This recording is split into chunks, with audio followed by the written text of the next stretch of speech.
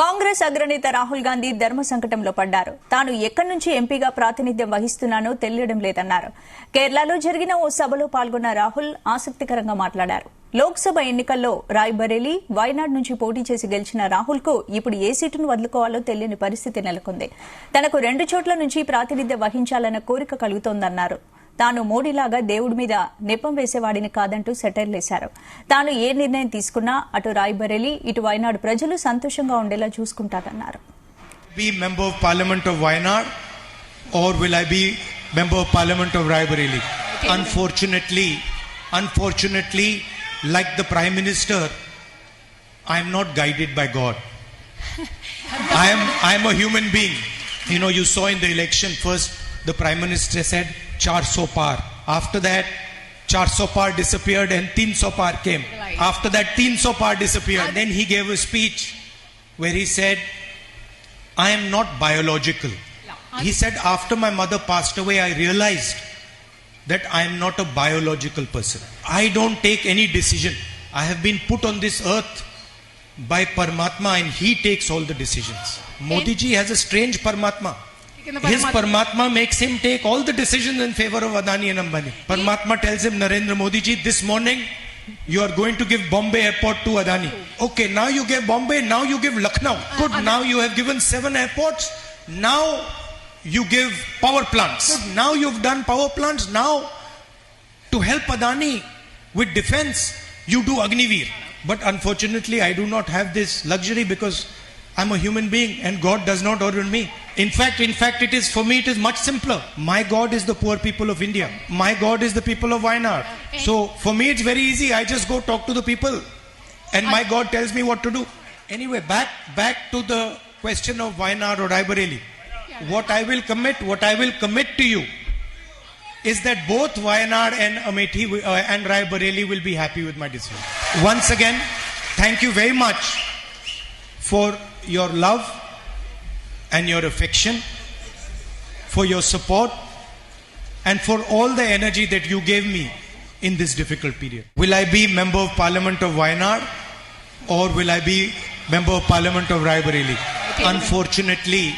Unfortunately, like the Prime Minister, I am not guided by God. I am a human being.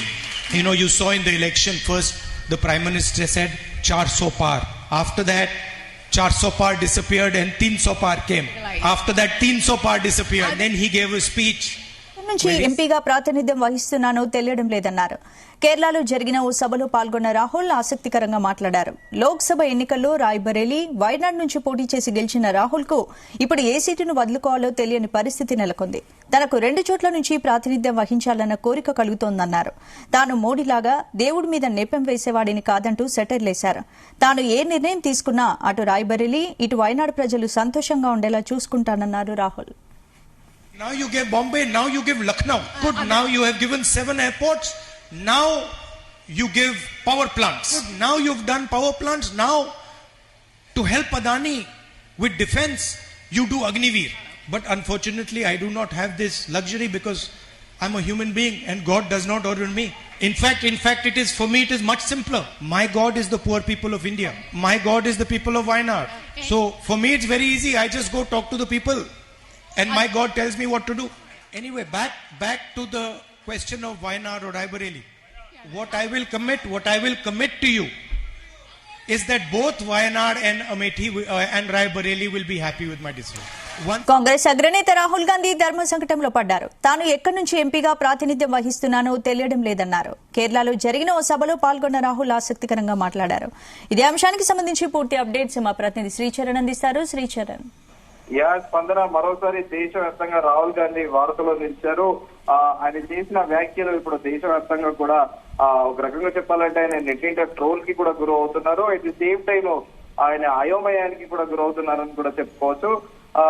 Rahul Gandhi ధర్మ సంకటంలో పడ్డది అని కూడా మనము consider చేయొచ్చు. ఎందుకంటే తాను ఎక్కడి నుండి కంటెస్ట్ చేస్తున్నాడో, ఎంపీగా ఎక్కడి నుంచి ప్రాతినిధ్యం వహిస్తున్నాడో కూడా తెలియడం లేదన్నారు. కేరళలో జరిగిన ఒక సభలో పాల్గొన్న రాహుల్ గాంధీ ఆసక్తికర కామెంట్స్ చేశారు. లోక్సభ ఎన్నికల్లో ఆయన రాయ్బరేలీతో పాటు వాయనాడ్ నుంచి పోటీ చేసి గెలిచారు.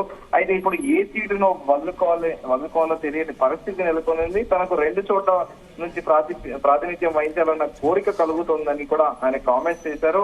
తాను మోదీలాగా దేవుడిపై మీద నేపం వేసేవాడిని కాదంటూ కూడా సెటర్లు వేశారు. అయితే తాను ఏ నిర్ణయం తీసుకున్నా కూడా అటు రాయ్బరేలీ ఇటు వాయనాడ్ ప్రజలు సంతోషంగా ఉండేలా చూసుకుంటానని కూడా ఆయన ప్రకటించారు. సో రాహుల్ గాంధీ అంటే జనరల్ గా ఆయన కంటెక్స్ట్ లో నేను 2 పార్లమెంట్ కాన్స్టిట్యున్సీస్ నుంచి కంటెస్ట్ చేశాను, కానీ ఇప్పుడు నేను సందిగ్ధతలో ఎక్కడున్నానో కూడా నాకు తెలియడం లేదు, అయోమయంలో ఉండడం అనేది కూడా చర్చనీయాంశంగా మారింది. ఎందుకంటే యూపీలో కూడా ఆయన రాయ్బరేలీ నుంచి గెలిచారు. రాయ్బరేలీ వాళ్ళ కుటుంబం నేపథ్యం అటు వాళ్ళ నానమ్మ దగ్గర నుండి వాళ్ళ గ్రాండ్ మదర్ అలాగే వాళ్ళ మదరు వీళ్ళందరూ కూడా ఫ్యామిలీ అందరూ కూడా ఒకప్పుడు రాయ్బరేలీ కంచుకోటగా ఉంది.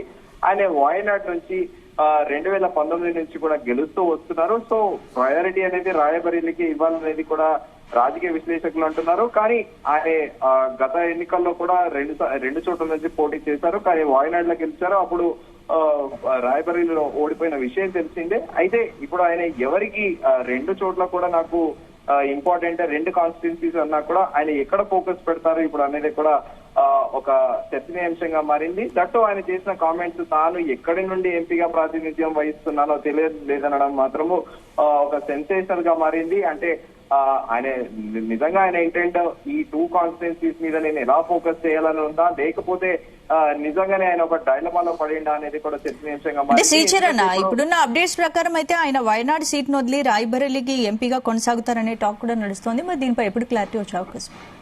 ఇప్పుడు ఆయన ఎక్కడ రెసిగ్నేషన్ ఇవ్వాలి, ఇప్పుడు 2 చోట్ల గెలిచాడు కాబట్టి ఒక పార్లమెంట్ కాన్స్టిట్యున్సీ వేకెంట్ ఉంటుంది, అక్కడ మళ్ళీ ఉప ఎన్నిక రాబోతుంది కాబట్టి ఆయన తీర్చుకొని డైలమాలో ఉన్నాడు, రాయ్బరేలీలో ఉండాలా లేకపోతే వాయనాడ్ లో ఉండాలా అని. ఒకవేళ వాయనాడ్ చూసుకుంటే ఆయన గత ఎన్నికల్లో కూడా వాయనాడ్ నుంచి గెలిచాడు కాబట్టి వాయనాడ్కి ప్రయారిటీ ఇచ్చే అవకాశం ఉందని కూడా అంటున్నారు. సో ఆ సందిగ్ధతనే ఆయనను అయోమయానికి గురి చేస్తుందనేది కూడా ప్రస్తుతం రాజకీయ విశ్లేషకులు అంటున్నారు. ఒకవేళ వాయనాడ్ వదులుకుంటే రాయ్బరేలీలో మళ్ళీ ఫ్యూచర్ లో కూడా ఒకవేళ వాయనాడ్ నుంచి కలిసి వచ్చే అంశం ఆయన పోడగొట్టుకుంటే అవకాశం ఉందని కూడా అంటున్నారు. At the same time Rae Bareli గతంలో వీళ్ళ కుటుంబానికి కంచుకోటగా ఉండే, కానీ ఇప్పుడు మారుతున్న కాలమాన పరిస్థితుల దృష్ట్యా భవిష్యత్తులో ఏమైనా మారొచ్చు, మరోసారి కూడా స్మృతి ఇరానీ పొందుకోవచ్చు, లేదంటే బీజేపీ అక్కడ స్థానికంగా ఉండే లీడర్ ని కూడా నియమించవచ్చు అనేది కూడా ఒక చర్చ నడుస్తోంది. సో రాహుల్ గాంధీ దీనిపైన పూర్తి స్థాయి క్లారిటీ తెచ్చుకొని తాను ఎక్కడ విత్డ్రా అవుతాడు అనేది కూడా ఇప్పుడు ఒక క్వశ్చన్ మార్క్ అనేది ఉంది పొలిటికల్ సర్కిల్స్ లో. స్పందన